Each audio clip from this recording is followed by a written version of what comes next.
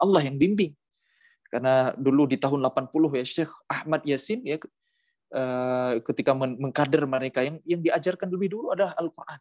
Dan kedekatan mereka dengan Quran itu Masya Allah. Jadi orang-orang yang dekat dengan Quran itulah yang Allah beri kemenangan. Dalam sejarah kan selalu begitu. Kemenangan selalu berada di pihak orang-orang yang kesolehannya kepada Allah luar biasa, yang dekat dengan Al-Quran. Lihat Salahuddin Al-Ayyubi yang membebaskan Palestina zaman dulu. Lihat Muhammad Al-Fatih yang membebaskan Konstantinopel. Itu kan yang kata Nabi dalam hadis, sebaik-baik pemimpin, sebaik-baik pasukan. Yang bagaimana kualitas ibadahnya, nggak pernah tinggal sholat tahajud, apalagi sholat berjamaah gitu. Pasukannya juga sama. Jadi jangan andalkan kemampuan duniawi kita, tapi bagaimana kedekatan kita dengan Allah itu mengundang pertolongan Allah. Jadi kesalehan dulu gitu. Berangkat dari ilmu agama, berangkat dari kesolehan, berangkat dari keimanan. Itulah rahasia kemenangan kaum muslimin. Maka ketika hari ini kita masih sibuk dengan hiburan, sibuk dengan entertain gitu ya. Ya, perlu kita tahu ya, kenapa Islam dulu runtuh. Ya, setiap ya ada pakar sejarah Islam yang mengkaji runtuhnya 30 negara Islam di dunia ya. Sepanjang sejarah. Sebabnya itu dua. Yang poin paling besar itu dua. Pertama karena perbedaan pendapat, karena perpecahan, sulit untuk bersatu.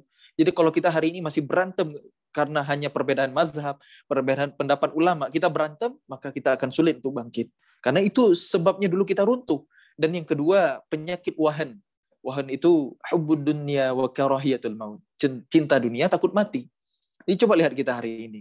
Gitu ya, lebih sibuk dengan hiburan. Coba lihat trending di YouTube gitu. Pasti nggak jelas kan, bukan ilmu kan, bukan kajian kan ya.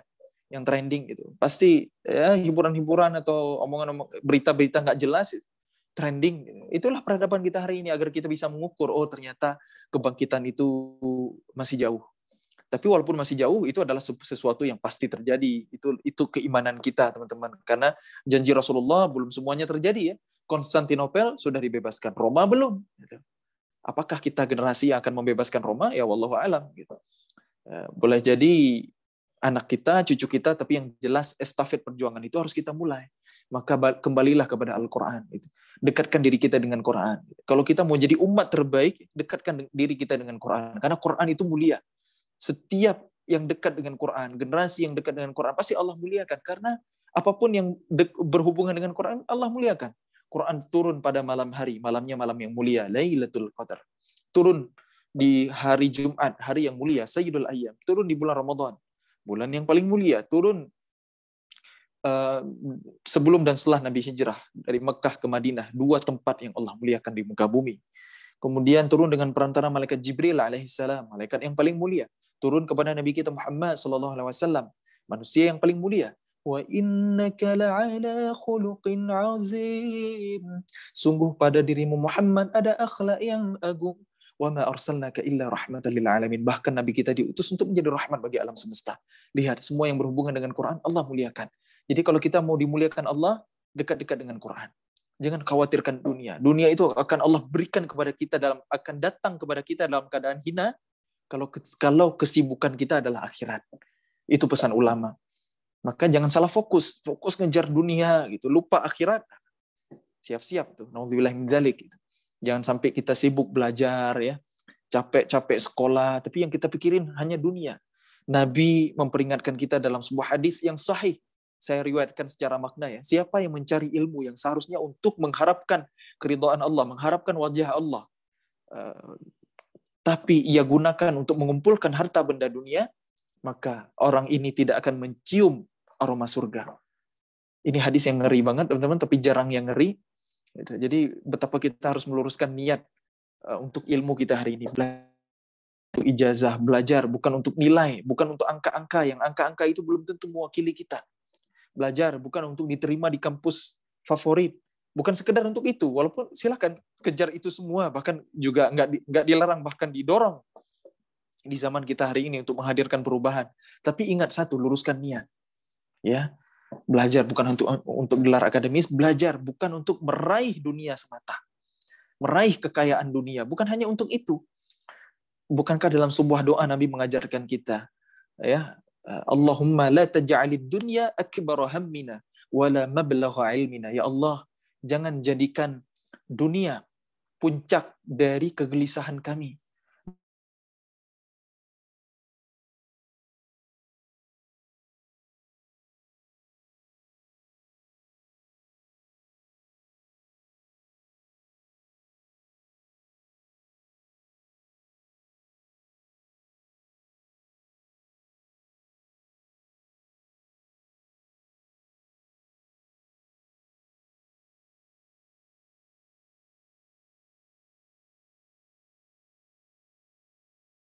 Bangku sekolah udah belajar macam-macam ya, tapi ternyata ketika masuk ke jurusan tertentu banyak yang nggak digunakan lagi. Itu kan mubazir ilmu yang seperti itu. Bukan berarti teman-teman nggak semangat belajar sekarang, nggak gitu. Maksudnya luruskan niat biar ilmu kita berkah, biar ilmu kita itu tetap kepake dalam kehidupan nanti. Ini bukan sekedar jargon loh teman-teman. Harusnya memang begitu kita kaum muslimin itu. Ilmu yang benar, ilmu yang membuat kita makin takut kepada Allah. Coba lihat kita hari ini belajar, misalnya belajar fisika, diajarkan hukum kekekalan energi. Katanya energi tidak dapat diciptakan, tidak dapat dimusnahkan, hanya bisa berubah dari satu bentuk ke bentuk lainnya. Ya, kita jawab di ujian gitu, kayak seolah-olah benar gitu. Katanya itu hukum alam gitu ya, kata siapa gitu. Terus mana imannya? Mana imannya? Energi tidak dapat diciptakan. Emang siapa yang menciptakan dari ketiadaannya? Allah. Energi tidak dapat dimusnahkan. Siapa yang akan memusnahkannya nanti di hari kiamat? Allah. Dan hanya bisa berubah dari satu bentuk ke bentuk lainnya. Siapa yang mengizinkan perubahan itu? Lagi-lagi jawabannya Allah. Allah Rabbul Alamin. Tapi itu hilang dari peradaban kita hari ini. Hilang dari kurikulum kita hari ini. Segala ilmu diajarkan. Tapi iman kita nggak kunjung bertambah. Nah, itulah peradaban hari ini, teman-teman. Padahal semua ilmu itu dari Allah, dan sumber ilmu tertinggi itu adalah Al-Quran. Quran bukan kitab sains, tapi Quran berisi informasi-informasi sains. Yang padahal di zaman Nabi dulu teknologi belum secanggih hari ini. Tapi Allah sudah berfirman bagaimana manusia itu diciptakan gitu ya. Walaqad khalaqnal insana min sulalatin min tin, tsumma khalaqnahu nutfatan fi qararin makin. ثم خلقنا النطفة علقة فخلقنا العلقة مضغة فخلقنا المضغة عظاما فكسونا العظام لحما ثم أنشأناه خلقا آخر فتبارك الله أحسن الخالقين. Bagaimana manusia itu Allah ciptakan dari setetes air mani yang disimpan di dalam tempat yang kokoh, rahim ya. Kalau hari ini di ilmu biologi, di ilmu kedokteran gitu, pertemuan antara spermatozoa dengan sel ovum gitu. Itu terjadinya di mana? Di rahim. Kemudian kalau dalam bahasa hari ini kemudian berubah menjadi morula, blastula, zigot, embrio. Allah lebih dulu menyebutkan dalam Al-Qur'an. Nutfah, alaqah, mudghah, izam. Itulah proses fase kejadian manusia di alam rahim. Ulama dari Eropa ada yang masuk Islam dengan wasilah ayat ini. Muhammad itu mesti punya teknologi mikroskop elektron untuk bisa berkata seperti ini. Maka ini bukan perkataan manusia, ini adalah firman Allah Subhanahu wa taala. Ada ilmuwan Islam yang masuk Islam lewat satu ayat ini, belum lagi ayat-ayat yang lain. Bagaimana proses terjadinya hujan, bagaimana Allah menurunkan besi, unsur besi itu ferrum ya, itu istimewa. Sampai-sampai Allah jadikan satu nama surah Al-Hadid, besi, Allah turunkan dari langit besi itu ya. Dan ilmuwan hari ini mengatakan bahwa besi itu bukan berasal dari bumi kita, ternyata berasal dari luar bumi. Dan Subhanallah. Kemudian unsur ferrum itu kan isotop instabilnya nomor 57. Surah Al-Hadid, surah ke-57. Inilah yang dirumuskan oleh pakar kimia Islam, namanya Jabir bin Hayyan. Jadi itulah teman-teman, keilmuan ulama-ulama Islam dulu yang ahlul Quran. Ketika mereka menjadikan Quran sebagai referensi ilmu tertinggi, wa yu'allimukum ma lam takunu ta'lamun. Allah ajarkan kalian ilmu yang belum kalian ketahui, yang belum pernah ada sebelumnya. Jadi kenapa ilmuwan-ilmuwan Islam dulu hebat-hebat? Karena mereka belajar agama, karena mereka belajar Quran. Quran itu bikin orang cerdas. Jadi kalau kita benar interaksi dengan Qurannya, benar niatnya, benar niat menghafal Qurannya, mempelajari Qurannya, ingin mengamalkan Qurannya, maka itulah peradaban seperti itulah yang akan terjadi, teman-teman. Bukan belajar untuk meraih dunia, menumpuk kekayaan. nggak ada manfaatnya gitu. Buat apa itu semua? Ketika kita kaya tapi dermawan, ya itu mending, karena sebaik-baik harta di tangan orang yang beriman. Maka tanpa iman, tanpa Quran, semua itu akan menjadi fitnah, akan berbahaya. Maka teman-teman semua yang disayang oleh Allah SWT, nggak kerasa udah 1 jam saya ngomong, belum lagi saya bahas tentang pemuda, ya baru membahas poin ilmu, tapi waktu saya sudah habis, nggak apa-apa. Mudah-mudahan kita bisa menjadikan Quran itu sebagai panduan dalam kehidupan kita. Tanpa Quran, hidup kita akan ambiar, teman-teman ya. Salah satunya di bidang ilmu. Gitu. Jangan sampai ilmu malah kita gunakan untuk merusak. Padahal Allah memperingatkan di banyak ayat, وَلَا تُفْسِدُوا فِي الْأَرْضِ بَعْدَ إِصْلَاحِهَا. Janganlah kalian membuat kerusakan setelah bumi itu diperbaiki. Lihat dulu ketika muslimin memimpin bumi. Kesejahteraan, kemakmuran. Ya. Nggak ada tuh kesenjangan sosial. Bahkan Baitul Mal itu nggak tahu mau menyalurkan kemana. Saking sulitnya menemukan orang yang berhak menerima zakat. Karena standar kemiskinan tinggi.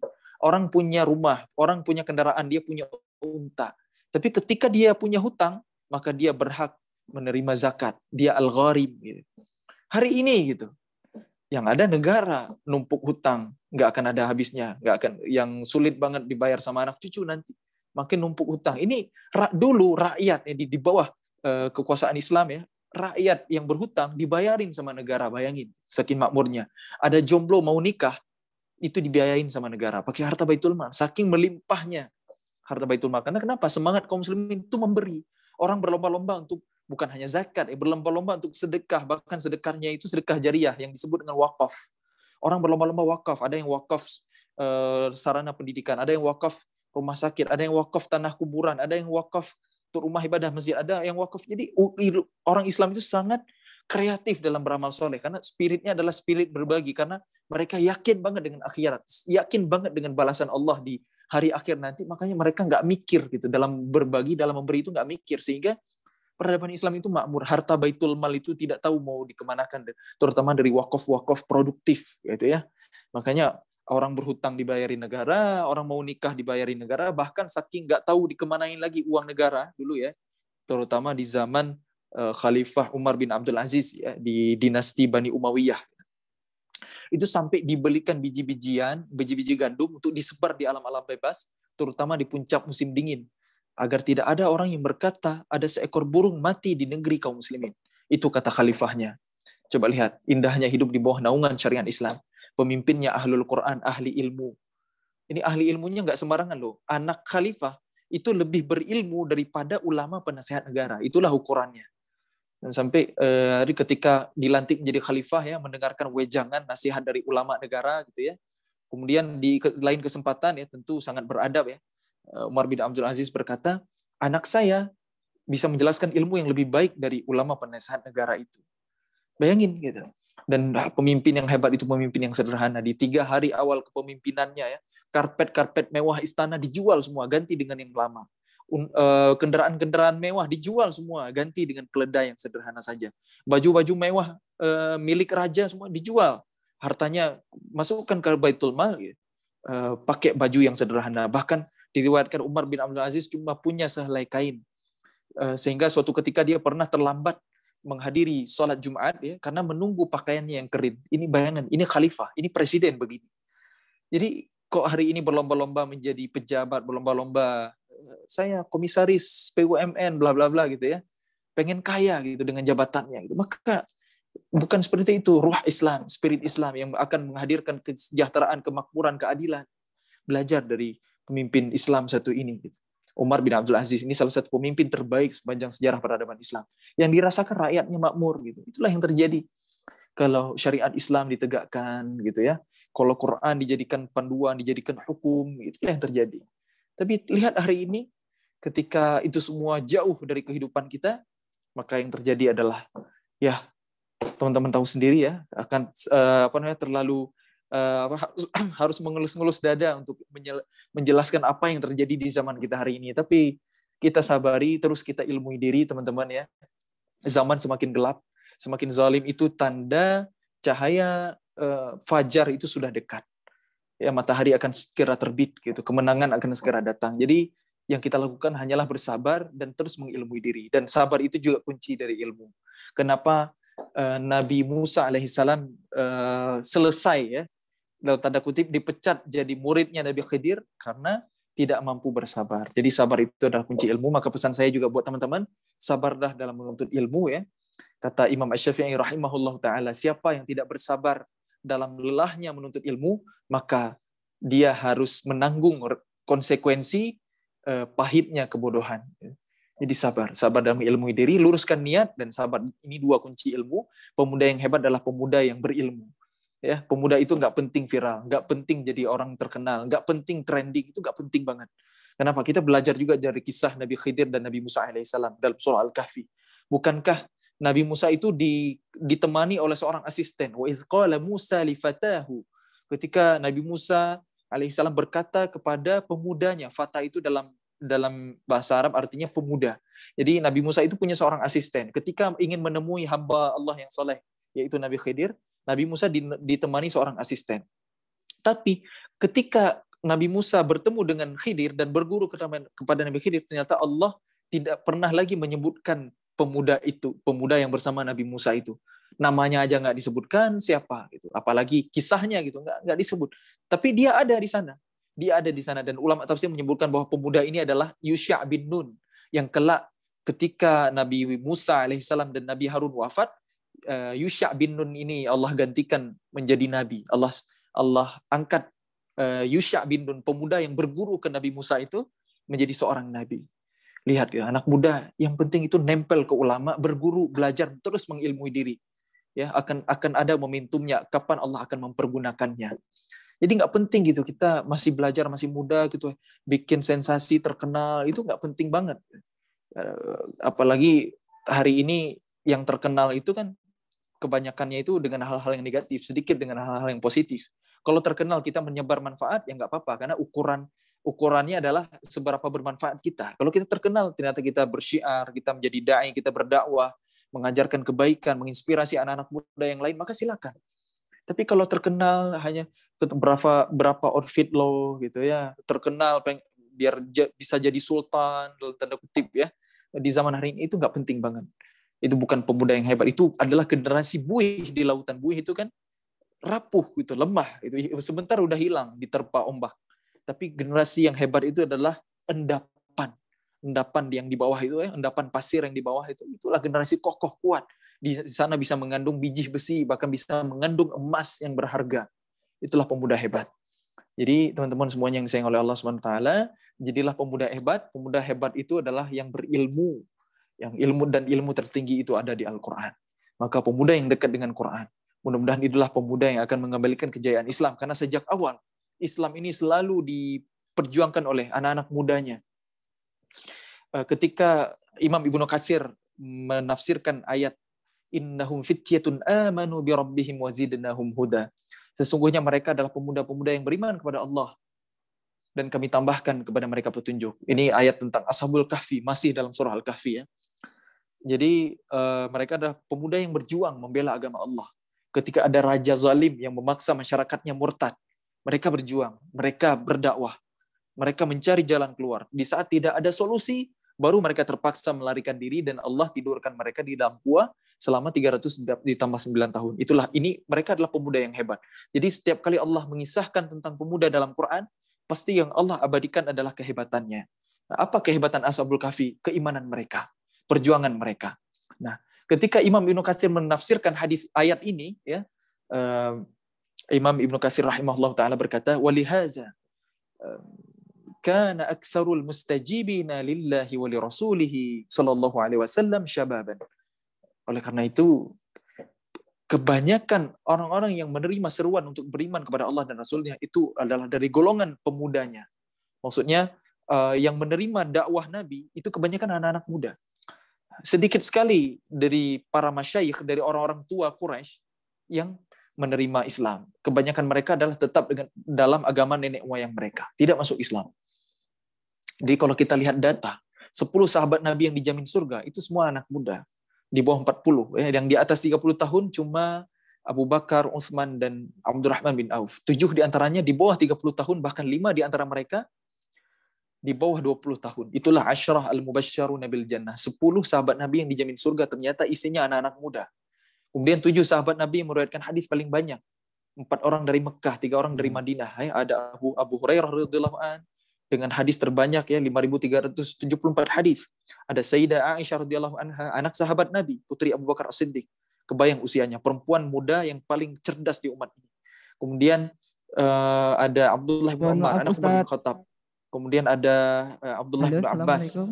Ya, ini 4 orang dari Mekah ya. Sedikit lagi, ini terakhir. Yang 3 orang dari Madinah ada Abu Sa'id Al-Khudri, ada Jabir bin Abdullah, ada Anas bin Malik khadimnya Rasulullah. Jadi semuanya adalah anak-anak muda.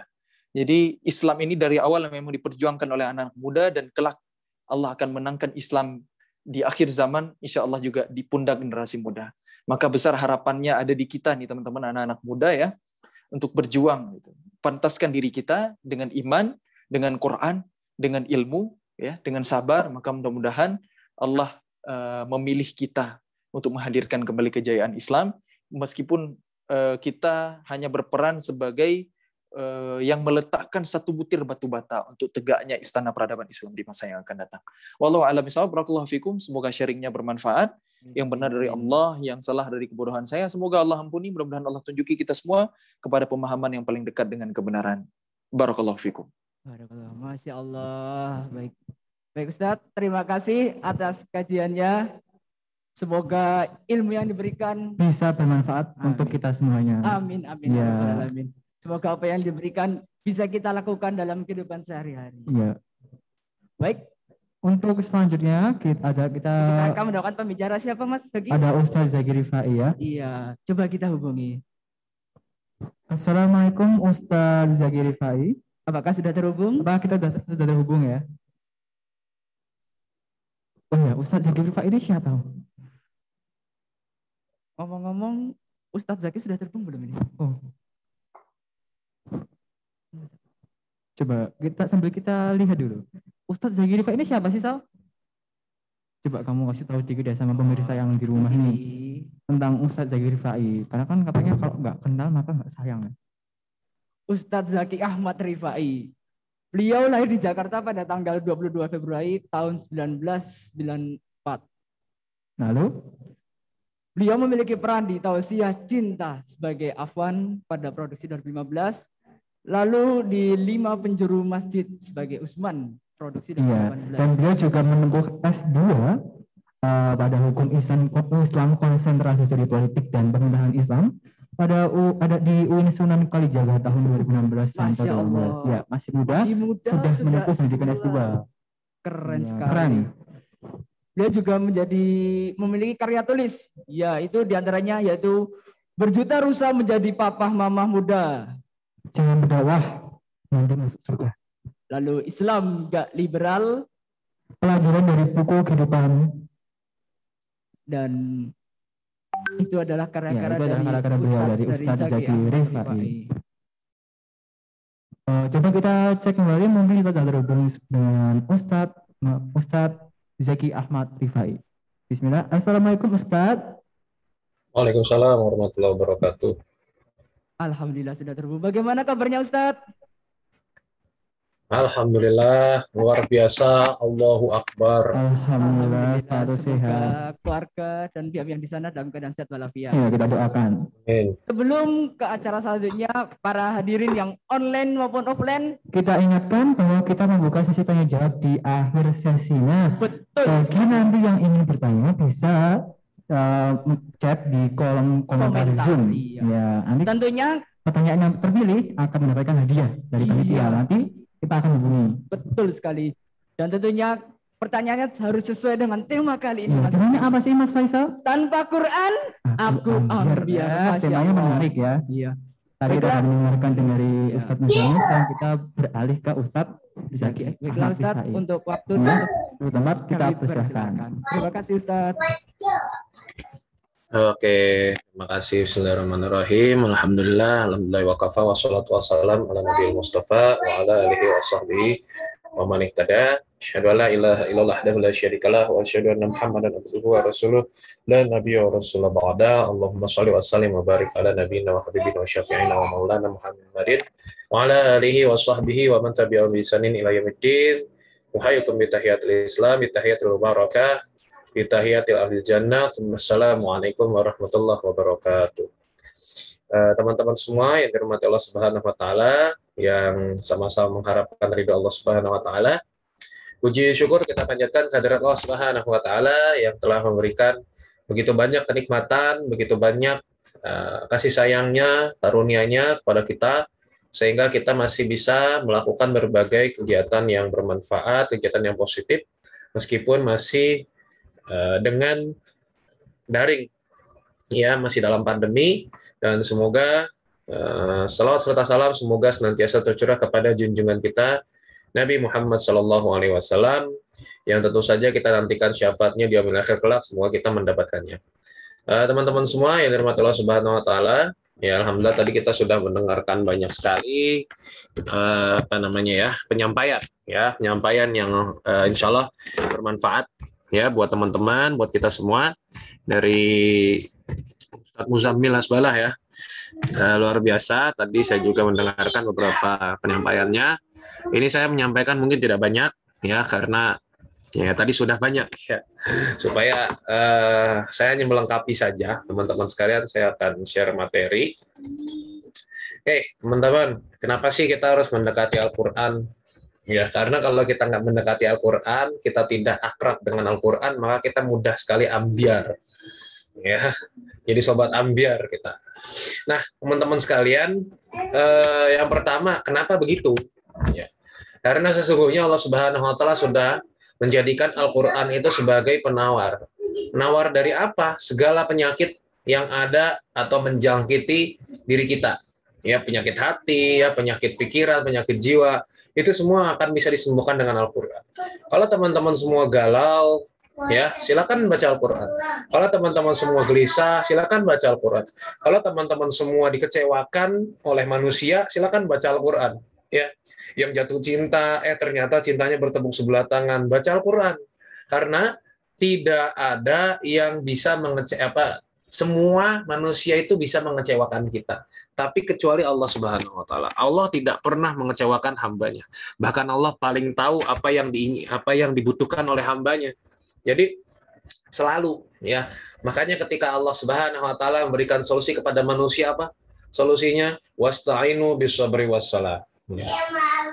Memintalah pertolongan kepada Allah dengan sabar dan sholat. Jadi sedemikian luar biasanya perintah dari Allah Subhanahu wa taala, dengan sabar dan sholat kita bisa mendapatkan pertolongan dari Allah. Nah, kembali lagi ke surat Al-Isra ke-82 ini, wa nunazzilu minal qur'ani ma huwa syifaa'u wa rahmatul lil mu'minin wa la yazidu zalimina illa khasara. Ya. Dan kami turunkan Al-Qur'an itu menjadi penawar, menjadi obat, ya. Kayak degan lah, ya, bisa jadi obat. Dan rahmat itu apa sih? Rahmat itu adalah kasih sayang, ya. Kepada siapa? Kepada orang-orang beriman. Maka ketika orang-orang beriman baca Al-Qur'an itu rasanya ada sesuatu yang berubah, ada sesuatu yang positif yang menambah pada diri dia, ya. Jadi kalau orang beriman baca Quran tuh nggak sekadar lewat, teman-teman, nggak sekadar baca satu juz satu hari, nggak kayak gitu, nggak sekadar ngejar hatam, tapi ada perubahan ke arah yang lebih baik. Maka kalau orang dekat dengan Al-Quran, ya, sebagaimana tadi dikatakan oleh Ustadz Muzammil, kalau orang yang disentuh atau apapun yang disentuh oleh Al-Quran itu menjadi mulia. Bulan yang diturunkan Al-Quran itu bulan Ramadan jadi bulan mulia. Malamnya, ya, Lailatul Qadar jadi bulan mulia. Kemudian mushaf, lembaran Al-Qur'an itu lembaran kertas, dia biasa saja statusnya, tapi kalau ditulis dengan ayat Quran dia menjadi mulia. Ya, seorang bernama Muhammad, dia diturunkan Al-Qur'an kepada orang tersebut, dia menjadi mulia. Nah, jadi penghafal Al-Qur'an juga menjadi mulia. Jadi orang dekat dengan Al-Qur'an itu jadi mulia. Ya, makanya orang yang terus bersama dengan Al-Qur'an dia menjadi mulia, ya, menjadi penawar dan rahmat. Rahmat itu kasih sayang. Dan juga dia tidak akan menambah apapun. Quran itu tidak akan menambah apapun kecuali kerugian kepada orang-orang yang zalim. Nah, makanya hati-hati teman-teman kalau teman-teman baca Al-Qur'an tapi kok rasanya ya sama aja, gitu-gitu aja. Ini hati-hati, ya. Jangan sampai ini justru pertanda bahwa kita itu termasuk dalam orang-orang yang zalim, ya. Hati-hati makanya. Jadi kalau kita baca Al-Qur'an selalu harus ada sesuatu yang bertambah dalam diri kita. Kalau misalnya tidak ada yang bertambah, baca terus sampai kemudian kita merasakan ada perubahan positif dalam diri kita. Jadi nggak galau lagi, jadi nggak gampang gelisah, jadi nggak gampang insecure, ya, jadi nggak gampang overthinking dan seterusnya. Oke. Nah, ini teman-teman sekalian, apa sih yang terjadi kalau kita jauh dari Al-Quran? Ya kayak gini-ginilah. Ya. Coba teman-teman perhatikan. Ya, semoga teman-teman tidak menjadi bagian dari ini ya. Coba, ya ini berita-berita yang memang ada gitu ya, bukan hoax, ini memang fakta seperti ini adanya ya. Coba bayangkan teman-teman semua ya, semoga teman-teman bukan bagian dari ini, karena ini surveinya memang ada di beberapa kota tertentu ya, tentu saja bukan di Magelang ya, tapi kita juga nggak tahu bagaimana datanya di Magelang gitu. Bayangin aja teman-teman sekalian. Nah kayak gini. Makanya teman-teman sekalian coba lihat polanya. Orang yang jauh dengan Al-Quran, dia akan gampang jatuh cinta dengan orang-orang yang sebetulnya bukan halal, ya, tidak halal buat dia. Orang yang tidak jatuh cinta dengan Al-Quran, tidak disibukkan dengan Al-Quran, maka Allah akan menyibukkan dia dengan hal-hal yang tidak berfaedah, dengan hal-hal yang justru membuat dia berdosa. Nah, makanya teman-teman perhatiin coba. 32,5% presentasi kumulatif AIDS tertinggi di Indonesia dari 2005 sampai 2017 terdapat pada kelompok umur 20 sampai 29 tahun. Ya. Jadi orang yang kena AIDS itu rata-rata di usia segini, 20 sampai 29 tahun. Teman-teman tahu nggak sih, kalau AIDS itu ya nggak lantas kemudian kalian itu kena terus langsung sakit, enggak, ya. Jadi AIDS itu kan bisa dengan suntik, ya, bisa dengan salah satunya yang paling besar adalah seks bebas, ya. Ini sangat berbahaya teman-teman sekali. Usia-usia teman-teman ini adalah usia-usia yang sangat rentan, ya, sangat gampang digombalin, ya, sangat gampang dibucinin gitu ya. Baru chattingan, udah setiap hari chattingan, itu udah kepikiran nama anak pertama nanti siapa ya Allah, anak pertama gitu. Kadang-kadang lihat anak SD pacaran udah panggilannya Abi Umi gitu ya. Anak SMP pacaran ya panggilannya mama papa gitu. Ini kalau misalnya mereka putus terus jadi mantan mama mantan papa apa gimana gitu. Ini bahaya banget gitu ya. Ini SMP SD bahkan. Ya, jadi usia-usia rentan karena kan teman-teman sudah terpapar teknologi tapi belum bijak dalam menentukan sikap. Ya, masih gampang digombalin dan lain sebagainya. Jadi kalau misalnya udah pagi-pagi udah chattingan, lagi apa, lagi rebahan gitu ya, udah sarapan belum sarapan, kok belum, ntar mati loh. Kayak gitu ya. Jadi chattingan kemudian menghabiskan waktu untuk hal-hal yang tidak bermanfaat. Ini kalau jauh dari Al-Quran, teman-teman sekalian. Nah, kembali lagi, AIDS itu di usia 20, rentang usia 20 sampai 29 tahun. Jadi, kalau kenanya di usia 20-an tahun, berarti dia sudah berhubungan aktif secara seksual, itu setidaknya di usia belasan tahun. Ya bayangin, di usia-usia seperti 14, 15, 16, 17. Karena AIDS itu berproses teman-teman sekalian, yang masuk ke dalam tubuh kita itu nggak langsung jadi penyakit, nggak langsung bisa terdeteksi. Ya, nanti.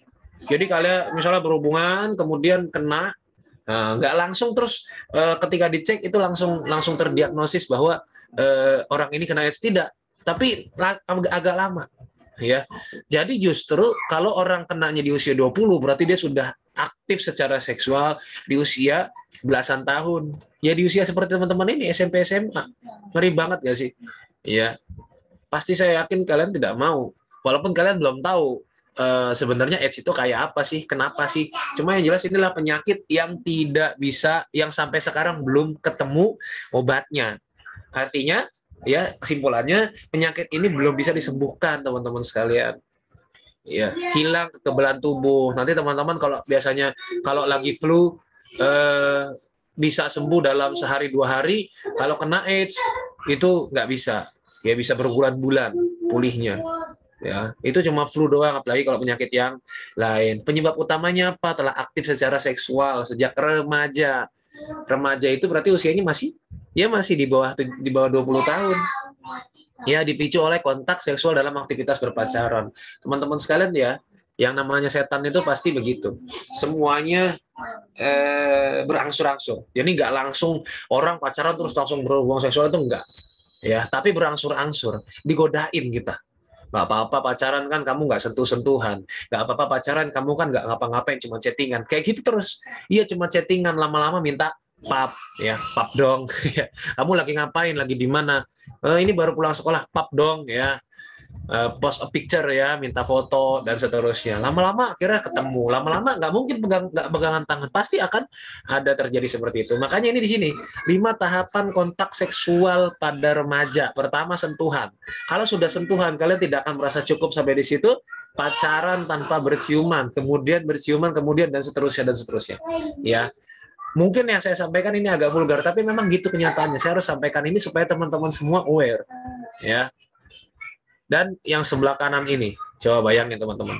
Survei Kesehatan Reproduksi Remaja Indonesia ya 2012 terungkap bahwa sebanyak 79,6% remaja pria dan 71,6% ini banyak loh. Remaja wanita pernah berpegangan tangan dengan pasangan, pegangan tangan. Untuk level pacaran lebih tinggi, ya sebanyak 48,1% remaja laki-laki dan 29,3% remaja wanita pernah berciuman. Pertanyaannya kenapa banyakkan laki-laki sedangkan perempuan cuma sedikit? Ayo. Berarti si laki-lakinya itu punya pasangan lebih dari satu, ya, punya pacar lebih dari satu. Ya, gitu. Jadi teman-teman sekalian terutama yang putri ya, jangan gampang digombalin ya. Aku cuma kayak begini sama kamu kok. Ya. Apa namanya, ini yang pertama kok, aku belum pernah sama yang lain kok. Iya, itu gombal banget ya. Akhirnya apa teman-teman semua, wah percaya dengan perkataan seperti itu ya, berangsur-angsur dari yang tadinya nggak ngapa-ngapain jadi ngapa-ngapain jadi naudzubillah ya. Semoga tidak terjadi pada teman-teman semua ya. Kalau sudah mulai ada hubungan ya segeralah bertobat teman-teman. Banyak hal yang lebih penting. Bayangin ya teman-teman, saya dengan Bang Muzammil tadi, ya kita semua pernah merasakan muda. Jadi kalau teman-teman bilang, alah ustadznya nggak pernah muda, woi jangan salah. Saya dulu anak SMK, ya. Kalau teman-teman zaman ini sekarang nih lagi sekolah ini belum pernah tawuran, belum pernah berantem, ya saya udah pernah. Jadi ya bukannya membanggakan masa lalu yang buruk, enggak. Tapi kalau misalnya teman-teman bilang, ustadznya nggak asik, ustadznya nggak pernah muda, ustadznya nggak pernah jatuh cinta, weh jangan salah teman-teman sekalian ya. Kita sama ya, seperti teman-teman. Waktu masih muda juga perasaannya sama. Ya, juga punya gejolak asmara, juga pernah naksir sama cewek, sama kita juga begitu. Ya, karena ini normal. Tapi yang penting itu bukan naksir atau tidak. Naksir cewek, naksir cowok itu halal teman-teman. Boleh suka sama lawan jenis itu boleh. Yang tidak boleh itu tergantung bagaimana kita memfollow up-nya, ya, menyikapi dari perasaan suka, perasaan naksir. Nah ini, nah kalau kita sudah merasakan jatuh cinta kepada makhluk Allah, kita adukan ke Allah, ya Allah aku jatuh cinta pada makhlukmu, kalau ini memang tidak baik jauhkanlah ya Allah. Ya, dekat-dekat dengan Al-Quran supaya tahu ya Allah tuh maunya gimana sih, Allah tuh senangnya kalau kita ngapain sih sebagai hamba itu. Jadi Al-Quran tuh bahasa cintanya Allah Subhanahu Wa Taala kepada hambanya, kepada teman-teman semua. Nah, selain kasus seperti itu juga banyak kasus kekerasan, pembulian, bullying. Nah ini pasti teman-teman semua pernah melihatnya ya, atau jangan semoga enggak ya jadi korbannya, atau jangan-jangan jadi pelakunya lagi ya. Jangan ya, karena memang pelaku kekerasan ini, perilaku kekerasan di dalam di sekolah itu biasanya terjadi karena latar belakang keluarganya yang kurang baik. Nah, makanya teman-teman semua kalau di sekolah itu ya dimanfaatkan sebaik-baiknya, berteman ya, mempererat tali persaudaraan supaya tidak terjadi konflik dan tidak terjadi kejahatan-kejahatan. Kemudian, nah ini ya, kalau lulus pada coret-coret, hati-hati, jangan kayak gitu ya.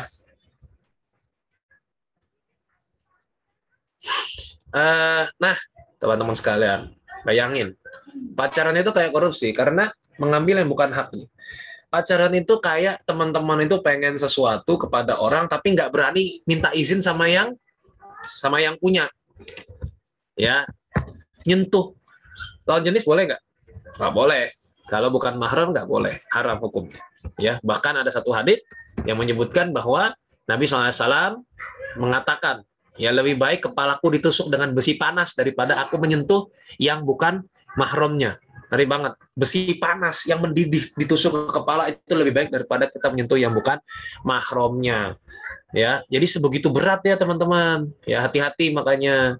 Dan ini makanya kayak korupsi. Orang yang pacaran itu pengen jalan pintas, nggak mau izin sama orang tuanya, takut gitu ya, karena jalan pintas. Makanya nggak keren pacaran itu. Ya, buat yang laki-laki maupun yang perempuan, pacaran tuh nggak keren. Cinta-cintaan tapi masih pakai duit orang tua itu nggak keren.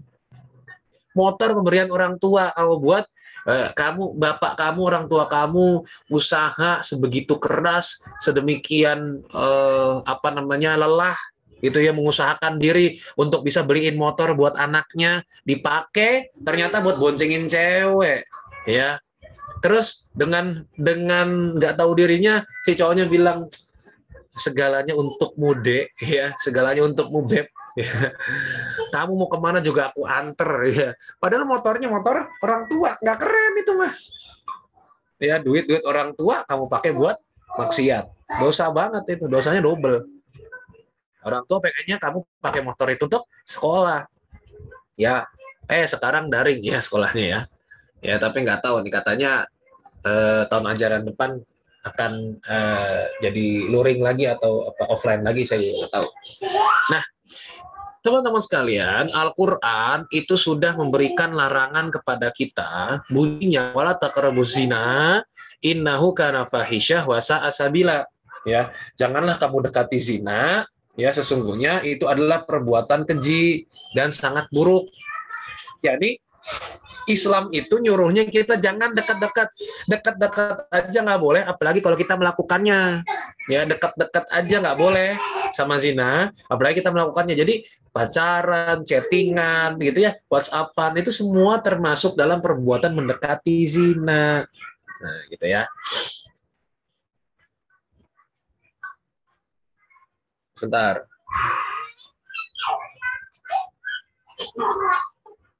Nah, jadi teman-teman sekalian, ingat gitu ya, bahwa Islam itu sudah sangat sempurna gitu, mengajarkan kita untuk tidak melakukan hal-hal yang membuat kita binasa. Ya, zina itu membuat kita binasa. Pasti kalau orang sudah berzina, itu pasti kehidupannya tidak sama lagi seperti sebelum-sebelumnya. Beda kehidupannya pasti. Ya. Pacaran, terus kemudian mohon maaf mendalik ya, berzina, lalu kemudian putus, apa perasaannya? Yang perempuan merasa dikhianati kan, pasti merasa dikhianati. Kalau besok ketemu habis putus, rasanya gimana? Beda, canggung ya. Apalagi pacarmu itu mantanmu adalah tetanggamu sendiri, wah makin ribet. Nanti kalau ada acara RT, pengajian RT, ketemu, aduh canggung. Nah gitu ya, makanya zina itu sangat buruk kata Allah. Bukan cuma merusak diri kita, tapi juga merusak pertemanan, merusak persaudaraan, ya, merusak yang lain-lain.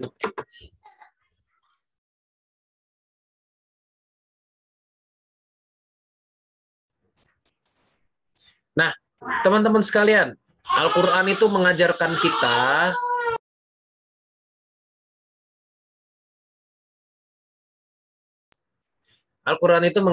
kita untuk memelihara sholat. Ya, karena kalau kita melihara sholat, maka sholat akan memelihara kita. Kalau kita menjaga sholat, maka sholat akan menjaga kita. Kenapa begitu? Ya, karena sholat itu mencegah perbuatan keji dan munkar. Inna sholata tanha anil fahsya wan munkar. Ya, utsluma uhiya ilaika minal kitabi wa aqimis shalah. Inna sholata tanha anil fahsya'i wal munkar. Ya. Ya, bacalah kitab, bacalah Al-Quran. Tadi tema kita adalah supaya dekat dengan Al-Quran. Baca itu kitab, baca itu Al-Quran, pelajari Al-Quran, renungkan isi Al-Quran yang telah diwahyukan kepada Nabi Muhammad SAW, dan waqimis shalah, dan dirikan sholat. Jadi baca Quran sama sholat itu tidak bisa dipisahkan, teman-teman sekalian. Ya, tidak cukup hidup kita hanya sholat saja. Kita juga harus menambahnya dengan mendekatkan diri kita dengan Al-Quran, ya, membacanya secara rutin atau bahkan menghafalkannya, memahami isinya, mengamalkan isinya. Ya, ini sholat itu harus seperti itu. Ya, Al-Quran itu harus seperti itu, harus kita baca, kita pahami, dan kita amalkan. Inna sholata tanha anil fahsya'i wal munkar. Kalau Al-Qur'an dan sholat sudah kita rutinkan, kita rajin untuk melaksanakan, ini akan membuat kita terhindar dari perbuatan keji dan munkar. Loh, itu ada kok yang sholat tetap masih pacaran, yang sholat tetap melakukan perzinaan, yang sholat tetap mencuri, menjadi maling. Itu bagaimana? Nah, itu berarti sholatnya belum benar, atau bersucinya, wudunya yang belum benar, harus dibenerin dulu, ya. Jadi bukan salah sholatnya, tapi salah orangnya yang dia belum betul-betul khusyuk dalam melaksanakan sholat. Nah, teman-teman sekalian, nah ya lihat nih. Al-Quran mengajarkan kita satu, ya banyak hal sebenarnya. Cuma saya ambil di sini supaya teman-teman sebagai anak-anak muda, sebagai remaja itu tidak terjerumus kepada lubang yang nista, begitu ya. Yang Al-Quran mengajarkan kita, ya bunayya, aqimis shalah wa'mur bil ma'ruf wanha 'anil munkar wasbir 'ala ma asabak inna dzalika min azmil umur. Wahai anakku, ya, dirikan sholat, lakukan sholat, kemudian suruhlah manusia mengerjakan kebaikan, cegahlah mereka dari keburukan, ini namanya berdakwah, dan bersabar atas apa yang menimpa kamu. Jadi kamu dapat musibah, sabar, dapat kenikmatan juga harus bersyukur dan bersabar, ya.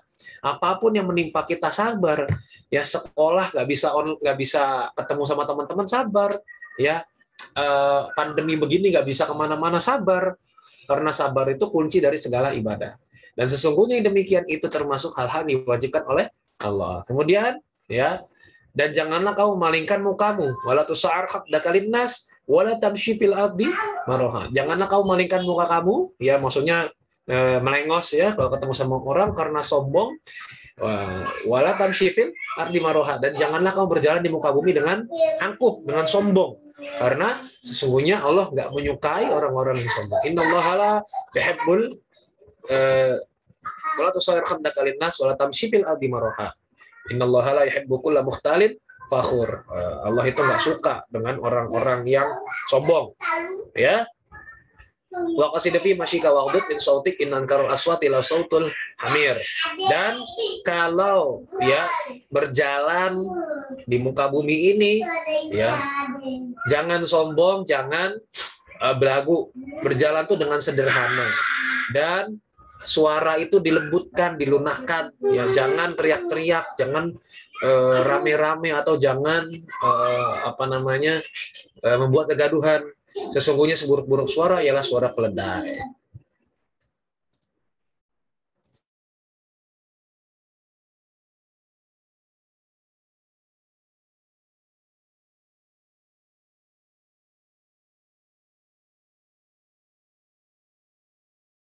Nah, teman-teman sekalian, maka kita harus membiasakan. Ini sesuai juga dengan pesan dari Al-Quran, supaya kita menjadi remaja yang baik, remaja yang tidak ambiar, yang terus dekat dengan Al-Quran, yang terus dekat dengan amal soleh. Ya, pertama, bangun pagi. Biasain bangun pagi dan jangan tidur lagi setelah subuh. Ya, walaupun tidur setelah subuh itu sunnah, ya. Susah nahan maksudnya. Sulit nahan, ya. Jadi jangan tidur setelah subuh, karena, ya, rezeki itu ya pas subuh-subuh. Dan justru kan pas subuh-subuh itu, pas pagi-pagi, itulah waktu-waktu paling nikmat bagi kita untuk menimba ilmu, untuk belajar.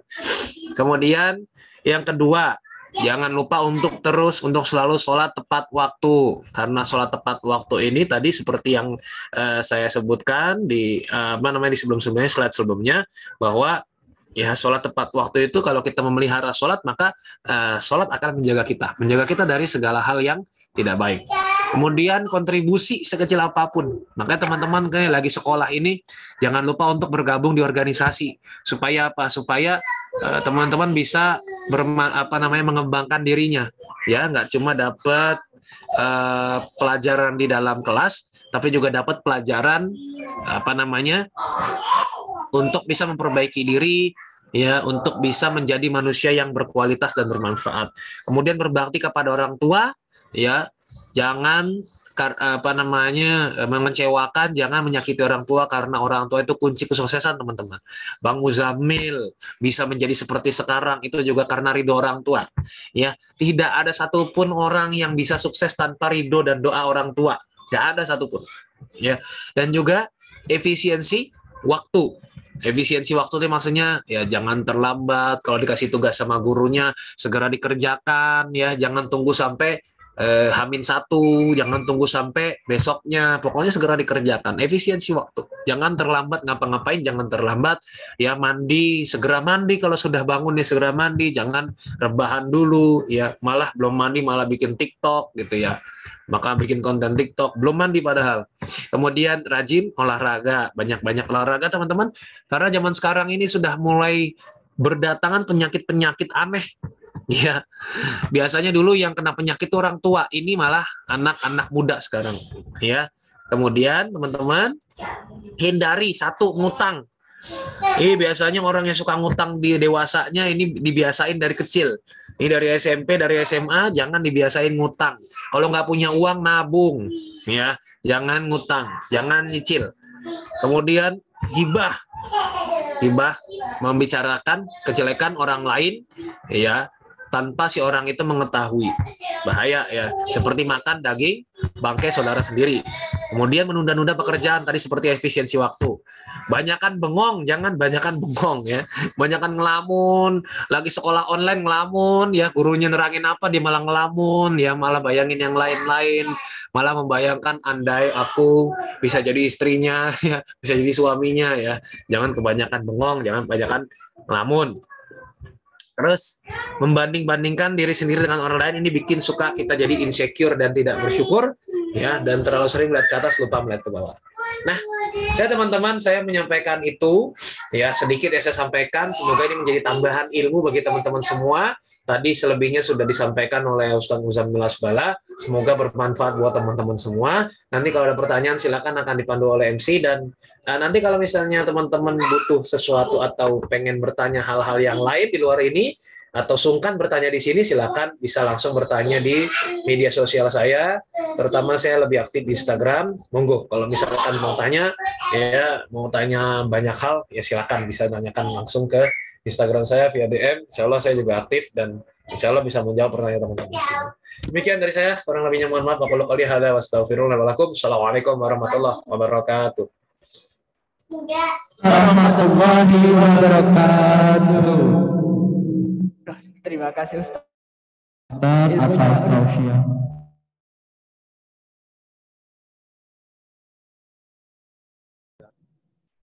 Ini udah ada beberapa teman yang kita putarkan dulu video.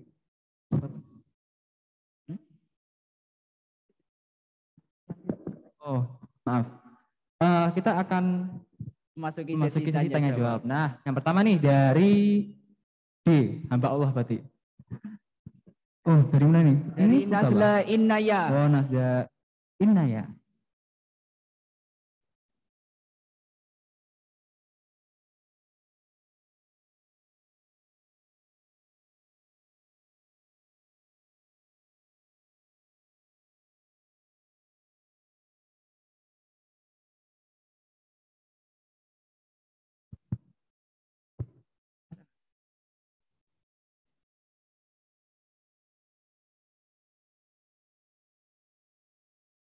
Halo, assalamualaikum.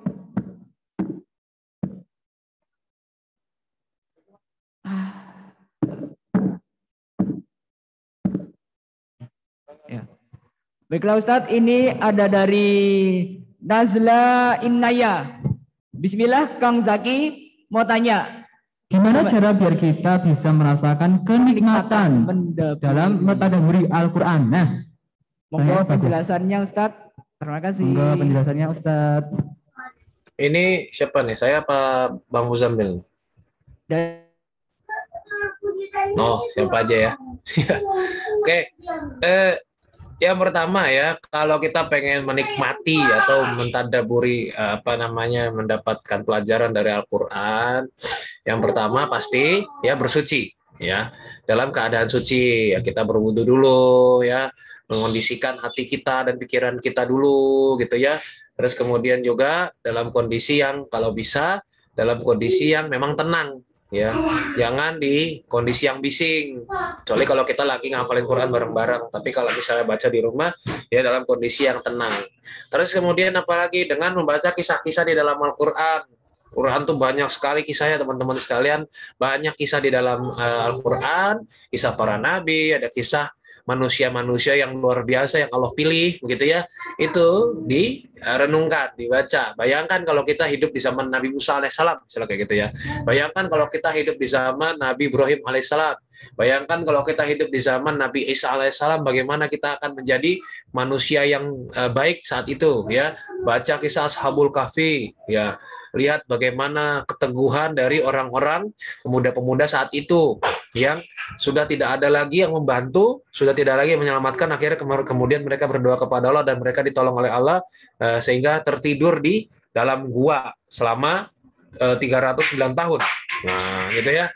Dan banyak lagi teman-teman sekalian kisah-kisah yang ada di dalam Al-Qur'an. Kemudian ya bagaimana cara menikmatinya dengan membiasakan untuk membacanya.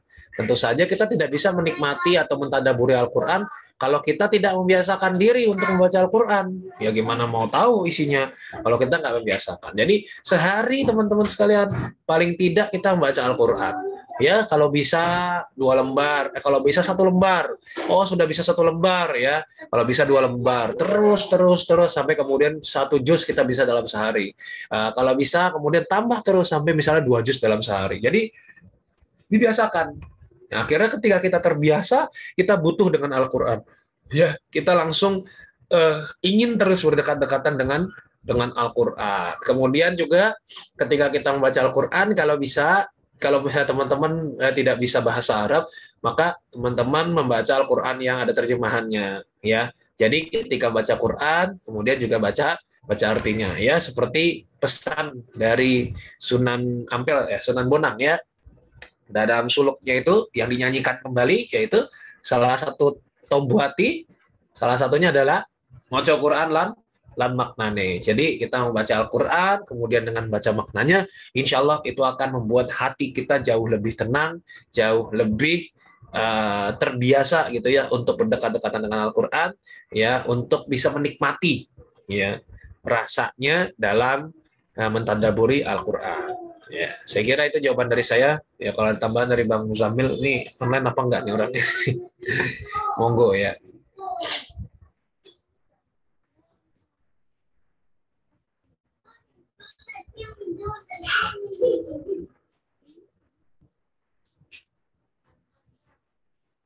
Selanjutnya pertanyaan yang kedua dari Restu Esrahayu. Oke, coba dibaca Mas Faisal. Assalamualaikum. Jazakumullah ilmunya Ustadz Muzamil dan Ustadz Zaki. Izin bertanya, bagaimana cara jitu tetap berhusnuzon di lingkungan pertemanan yang masih sering menjadikan dunia top to apa Dunia itu top to be, jadi maksudnya di nomor 1 gitu loh. Oh iya, sebagai parameter kebanggaan. Nah, gitu Ustadz. Mohon penjelasannya Ustadz. Top tutu ya. Top tutu tuh maksudnya dari kepala ke jempol kaki itu maksudnya. Dari atas ke bawah. Ya, sebagai para Oke. Jadi gimana ya caranya tetap berhusnuzon ya? Yang pertama, kalau misalnya kita dalam setiap lingkungan banyak-banyak diam ya. Karena apa? Wa man kana yu'minu billahi wal yawmil akhir falyaqul khairan aw liyasmut ya. Barang siapa yang dia beriman kepada Allah dan hari akhir dan hari kiamat, maka hendaklah dia berkata baik atau diam ya. Jadi banyaklah kita diam, jangan kebanyakan ngomong ya kayak gitu ya.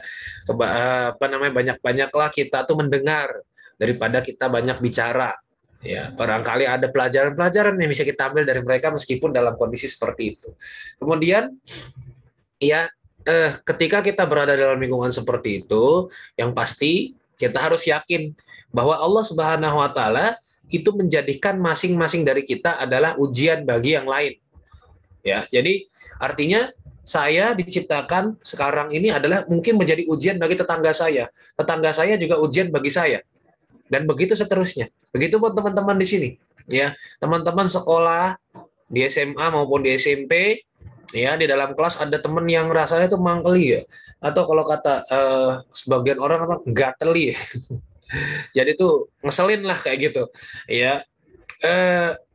itu mungkin ada pelajaran yang bisa kita ambil bahwasanya mungkin Allah menjadikan mereka ujian bagi kita dan juga sebaliknya kita ujian bagi mereka. Tinggal bagaimana nanti ya ke depannya seperti itu. Yang paling penting adalah kita bersabar atas ujian tersebut.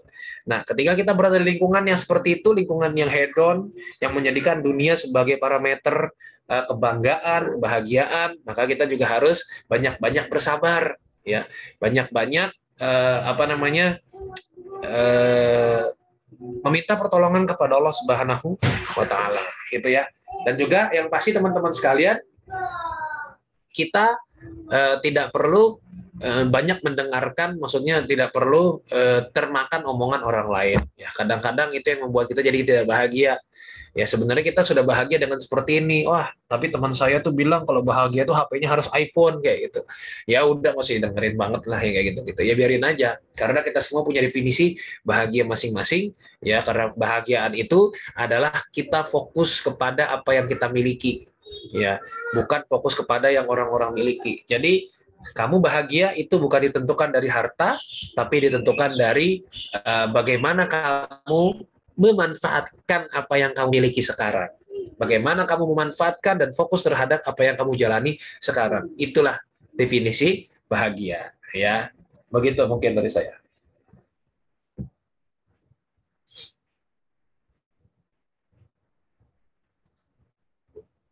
Nah, Assalamualaikum Ustadz. Sekarang kita hidup di zaman yang serba bebas dan aturan saat ini bisa jadi tidak bersumber dari Al-Quran. Pertanyaan saya, apakah kita akan mendapatkan dosa atau bagaimana hukumnya kita mengikuti aturan yang di dasarnya tidak ada dalam Al-Quran? Terima kasih. Ya, jadi kalau kita hidup di zaman yang tidak menggunakan Al-Quran sebagai pedoman, ya, apakah kita akan berdosa? Kita berdosa atas apa yang kita bisa lakukan saja. Ya, misal apa yang bisa kita lakukan sekarang?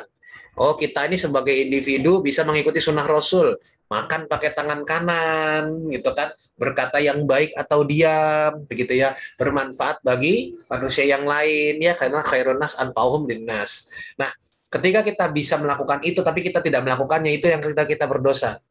Nah, jadi kalau misalnya misalnya hukum Islam itu mewajibkan kayak yang tadi disebutkan oleh Bang Muzamil tadi, ya di zaman kerajaan-kerajaan Islam dahulu itu sangat makmur gitu ya, karena mereka mengikuti Al-Qur'an sebagai pedoman hidup mereka. Nah, sekarang kalau misalnya ternyata sekarang tidak menjadikan Al-Qur'an sebagai pedoman hidup, yang salah siapa? Itu bukan salah kita, itu salah pemegang kekuasaan. Jadi artinya gini, misalnya dalam sebuah sekolah, sekolahnya melarang pakai jilbab. Nah, ini yang berdosa siapa? Yang berdosa bukan siswinya. Yang siswinya mau pakai jilbab jadi nggak bisa. Yang berdosa adalah yang melarang. Ya, jadi yang berdosa itu yang berkuasa. Nah, sekarang kita berkuasa atas apa nih? Ya, kita berkuasa atas diri kita sendiri. Ya, kita bisa ngikutin sunnah Nabi tapi nggak ikutin, kita yang dosa. Ya, kita bisa minum pakai tangan kanan tapi kita minum tangan kiri, kita yang dosa.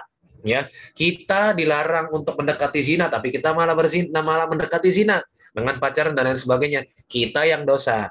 Jadi kita berdosanya atas hal-hal yang bisa kita lakukan dan bisa kita hindari. Kalau tidak bisa, ya, kalau tidak memungkinkan untuk menghindari atau tidak memungkinkan untuk melakukannya, maka yang dosa adalah kita, bukan kita, ya, karena kita tidak punya kemampuan untuk menghindari atau melakukan, ya, gitu ya. Jadi dosanya adalah kalau misalnya kita bisa tapi kita nggak melakukan, atau kita tidak kita bisa untuk meninggalkannya tapi malah kita lakukan. Nah, gitu ya. Ketika kita ada perintah yang kita bisa lakukan tapi kita nggak lakukan, atau sebaliknya ketika ada larangan yang seharusnya tidak kita lakukan malah kita lakukan, ini yang berdosa. Tapi kalau misalnya hal-hal yang di luar jangkauan kita, di luar kuasa kita, insya Allah itu tidak menjadi dosa bagi kita, gitu ya.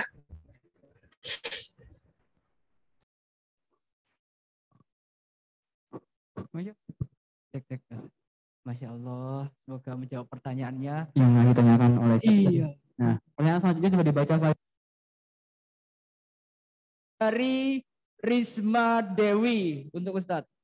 Assalamualaikum Ustadz, saya ingin bertanya. Beberapa orang tua tidak mengajarkan tentang Al-Quran kepada anaknya. Bagaimana ya caranya kita menyikapi hal tersebut? Terima kasih Ustadz. Sedangkan yang kita mengajak mereka untuk baca Al-Quran, tetapi orang tuanya tidak membolehkan Ustadz. Mohon penjelasannya Ustadz. Baik, iya. Bagaimana orang tua yang tidak mengajarkan ya? Kita yang ngerti, yang tahu gitu ya. Ya kita harus membantu. Maksudnya gini, kalau misalnya kita tahu teman kita tidak diajarkan Al-Quran oleh orang tuanya, ya kita ajak dia untuk ikut pengajian tahsinul Quran. Ya apakah di sekolah, apakah Eskul Rohis mengadakan itu, ya atau misalnya ada masjid yang mengadakan itu, kita ajak dia, gitu loh. Jadi kita yang sadar, kita yang tahu, ya kita yang ajak. Ya kalau misalnya bisa, ya kalau misalnya tidak bisa, ya kita bisa setidaknya memberikan usulan saja, memberikan semacam ya ajakan saja gitu ya, ajakan ayo ngaji yuk gitu, bisa seperti itu ya. Jadi ya kita nggak bisa memaksakan ya, setiap orang itu beda-beda, setiap keluarga beda-beda.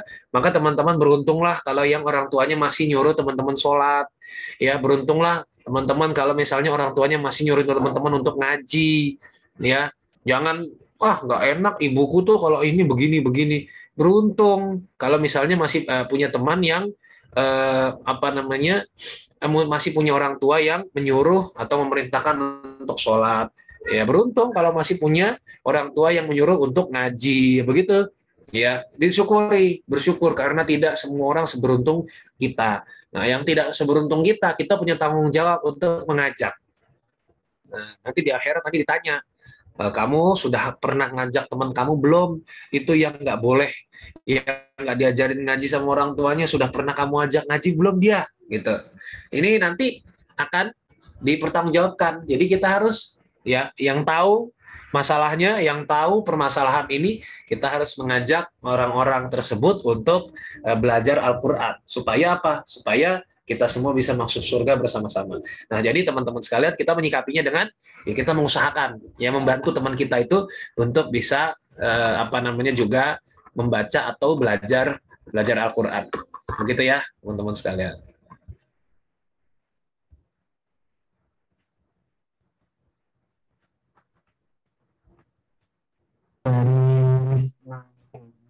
Dan semoga pertanyaan bisa terjawab dan bisa mencerahkan hatinya. Okay. Semoga pertanyaan telah terpilih bisa puas dengan jawabannya. Ya. Untuk pertanyaan-pertanyaan yang belum dijawab, jangan berkecil hati.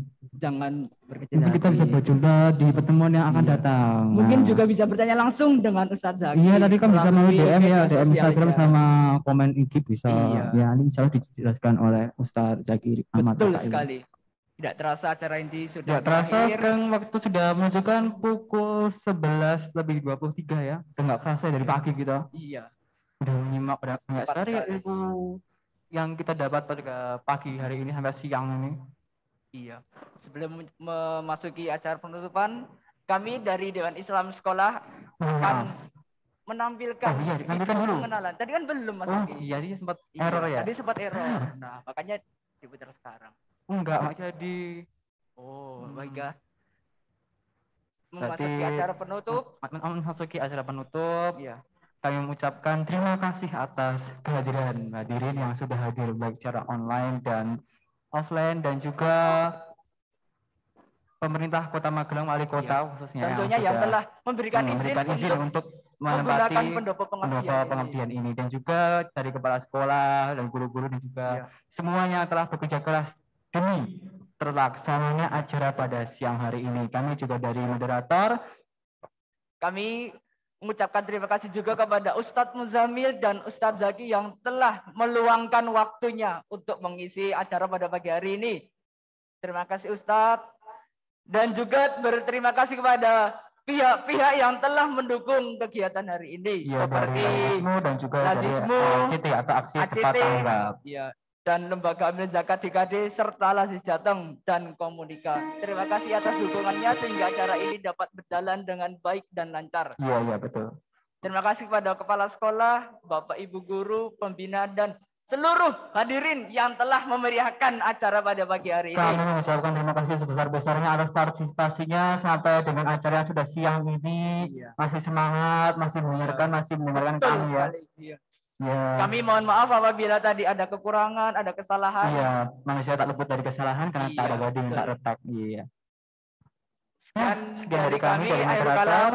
Wassalamualaikum. Wassalamualaikum warahmatullahi wabarakatuh.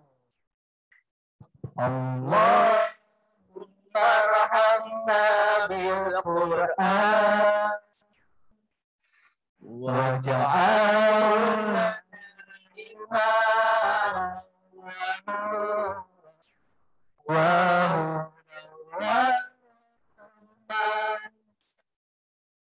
Allah jannirna minhum manasina alimna minhum jahilna warzuqna tilawatahu